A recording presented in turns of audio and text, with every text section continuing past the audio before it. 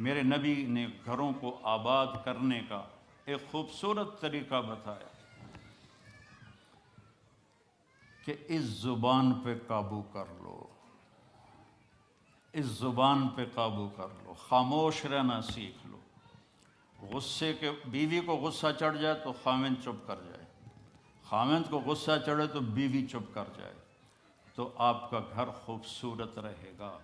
اگر دونوں ہی آگ لگ گئی اور دونوں ہی بولنا شروع ہو گئے تو آپ بھی گئے، آپ کے بچے بھی گئے۔ اپنی زبان پہ قابو پانا سیکھو۔ ہماری ایک دھوبن تھی ماسی شریفہ، فوت ہو گئی بیچاری، وہ تھی بڑی لڑاکی، چھوٹے قادی آئی تو چنگا شرلی پٹاخہ ہے، تو وہ آئی میری بہن کے پاس، کہتی بی بی میریاں نوواں میرے نال بڑا لڑدیاں، لڑتی آپ تھی، میریاں نوواں میرے نال بڑا لڑدیاں، میں نے کوئی تویز دے کہ ساریاں میریاں نوکر بن جانا۔ اب میری بہن کو تو پتہ تھا کہ ماشاءاللہ آپ سوا سیر ہے، تو میری بہن تویز گنڈے کا ہمارے ملک میں بڑا رواج ہے، تو ایسے الٹی سیدھے لکیریں لگا کے نا تو رول کر کے چھوٹا سا بنا کے نا کہا کہ ماسی جب تیری لڑائی ہونے لگے تو یہ تعویذ تم نے یہاں رکھ لینا اور چک مار لینا ایسے، اور اس کو گرنے نہیں دینا، گر گیا تو وہ تیری خیر کوئی نہیں۔ اور اس نے کیا کیا، اس کو چپ کروانے کا طریقہ، تو تعویذ کی تو بڑی اہمیت ہوتی ہے۔ تو ایک ہفتے کے بعد آ گئی، بی بی تو بڑا چنگا تعویذ دیتا، ساری لڑائی ختم ہو گئی کیونکہ ماسی شریفہ چپ ہو گئی۔ تو یہ سب ان عورتوں کو بھی تعویذ دیتا ہوں، ماسی شریفہ والا آپ کو بھی دیتا ہوں، ماسی شریفہ والا تعویذ لے لو، آپ کی زندگی بڑی خوشحال ہو جائے گی۔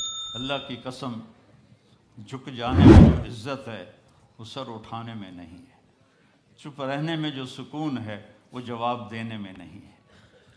آپ خاموش رہنا سیکھو، آپ اپنے بچوں کو عزت دینا سیکھو، اپنے بچوں کو ٹائم دیا کرو۔ یہاں مرد کی بھی جاب ہے، عورت کی بھی جاب ہے، تو بچے نظر انداز ہوتے ہیں، ان کو ٹائم دو۔ میرے نبی نے فرمایا اکرموا اولادکم، اپنی اولاد کو عزت دو، اور آپ نے فرمایا خیرکم خیرکم لأہلہ، سب سے بہترین مسلمان وہ ہے جو بیوی سے اچھا سلوک کرے۔ اور ایک عورت نے پوچھا یا رسول اللہ میرے خامند کا میرے اوپر کیا حق ہے؟ آپ نے فرمایا تیرے خامند کے جسم پہ پھوڑے نکل آئیں اور ان میں گندا پانی جمع ہو جائے اور تو زبان سے چاٹ چاٹ کے اس کے زخم صاف کرے تو بھی تو نے خامند کا حق ادا نہیں کیا۔ دونوں کو بیلنس کیا ہے۔ بہترین مسلمان وہ ہے جس کا بیوی کے ساتھ اچھا سلوک ہو۔ آپ نے 11 شادیاں کی، یہ شوق کی نہیں تھیں، یہ اللہ کے حکم کی تھیں اور ہمیں زندگی سمجھانے کے لیے تھیں کہ آپ یہاں رہو یا کہیں اور جگہ رہو، جب تک آپ کو صبر اور برداشت کرنا نہیں آئے گا آپ کی زندگی خوبصورت نہیں ہو سکتی۔ غصے کو پینا سیکھو، غصے کو دبانا سیکھو، غصے کے وقت چپ رہنا سیکھو، تو آپ کی زندگی بڑی خوبصورت ہو جائے گی، بہت حسین ہو جائے گی۔ زندگی اندر ہے، باہر نہیں۔ اب رولز رائس میں چڑھ کے کوئی اچھی زندگی نہیں گزار رہا ہے، لائف تو اندر ہے۔ دل دریا سمندروں ڈوبے کون دلاں دیاں جانے ہو، وچے بیڑے وچے جھیڑے وچے ونج مہانے ہو، یہ اندر ہے، لائف اندر ہے۔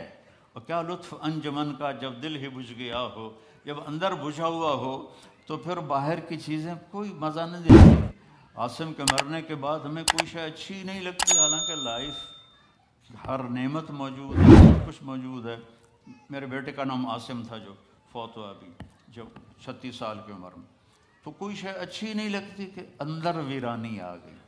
یہ اندر میں خوشحالی ہو، اس کے لیے صرف ایک ہی دوا ہے، وہ ہے محمدی بننا اور محمدی اخلاق کو اختیار کرنا، اللہ کے نبی کے طریقے پر چلتے ہوئے اپنی جان سے لڑائی لڑنا۔ ایک ہمارا دوست تھے، وہ تبلیغ میں گئے تو ان کو داڑھی رکھنے کا شوق ہو گیا، اب بیوی ان کی رکاوٹ بنے کہ داڑھی رکھو گے تو مجھے طلاق دینی ہوگی۔